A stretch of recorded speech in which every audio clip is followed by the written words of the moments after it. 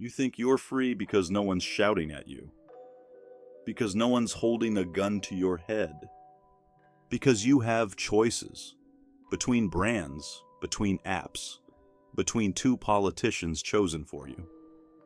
But choice is not freedom. Comfort is not liberation. Permission is not power. You've confused obedience for peace. You've mistaken silence for clarity. And they've made sure of that. Because the best slave is the one who doesn't know he's in chains. You've been conditioned, not liberated. Trained, not awakened. Tamed, not transformed. They didn't need to cage you physically. They built a system so intricate, so seductive, so normal, that you caged yourself. A system that rewards the quiet, the well-dressed, the agreeable, the ones who follow the script without questioning who wrote it. You're not free. You're just well-behaved. You follow the rules, not because you believe in them, but because you fear what happens if you don't. You work a job you don't love, for a boss you don't respect, in a system you didn't create, and call it responsibility. You attend meetings, say the right things, smile at the right people, perform competence like a mask, and you go home exhausted, wondering why you feel so hollow inside. They told you this was the price of adulthood, of maturity, of success. But what if it was just the price of control? The leash got longer, but you're still on it. Your thoughts are guided by algorithms. Your desires shaped by advertisements. Your rebellion packaged and sold back to you in a limited edition box set. Every platform you post on is a stage owned by someone else. And every word you say is filtered through invisible approval systems. But you still think you're free because you got to choose your wallpaper. They let you vent, so you don't act. They let you speak, so you don't scream. They give you likes, follows, badges, promotions, so you never reach for real power. Freedom is not being able to say what they allow you to say. Freedom is not choosing between Coke and Pepsi. Freedom is not voting once every 4 years for a face that changes while the structure stays the same. Real freedom starts when you question the structure. When you ask, who benefits if I stay quiet? Who profits from my obedience? Who stays in power if I follow the rules? And when you ask that, the mask slips. Because the system was never built for your liberation. It was built for your usefulness.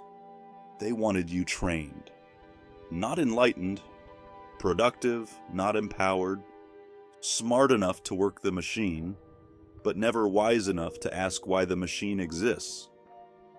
You've been kept in a state of passive acceptance.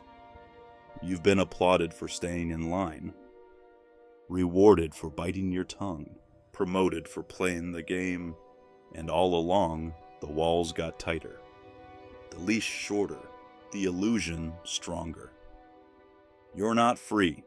You're just well-behaved. Look at your schedule. Who owns your time? Look at your thoughts.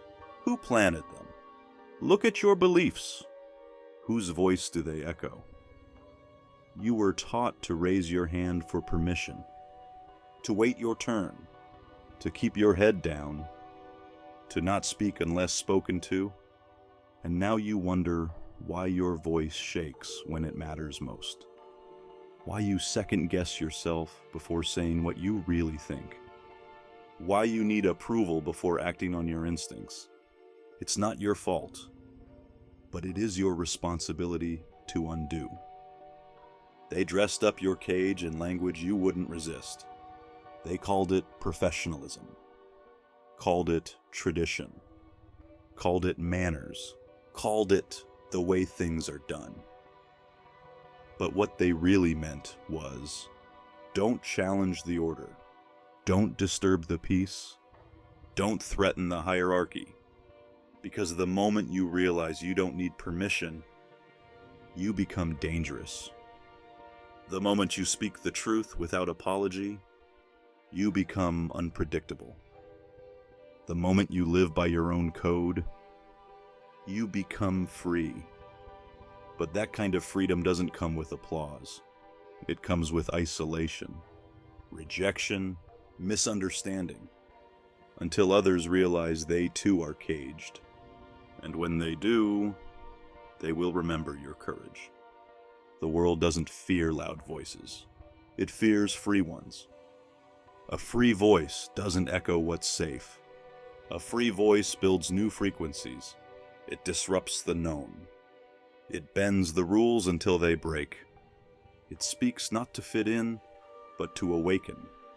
And awakening is dangerous. You were told to be polite, to stay small, to aim modestly, to not rock the boat. But you weren't born for the boat. You were born to command the sea. There is no honor in being tame.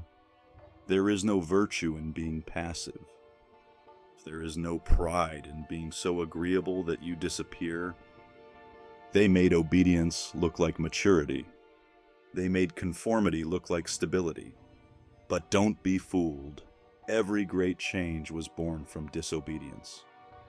Every revolution from someone who refused to smile and stay seated. Every breakthrough from a mind that said no. No to the system, no to the script, no to the lie. And that voice, that refusal, that fire, it's in you, buried beneath years of social training. Dulled by repetition, caged by politeness, but it's there, waiting for you to stop apologizing for existing, waiting for you to stop shrinking to make others comfortable, waiting for you to remember that being well-behaved in a broken system is not a compliment. You're not here to play nice.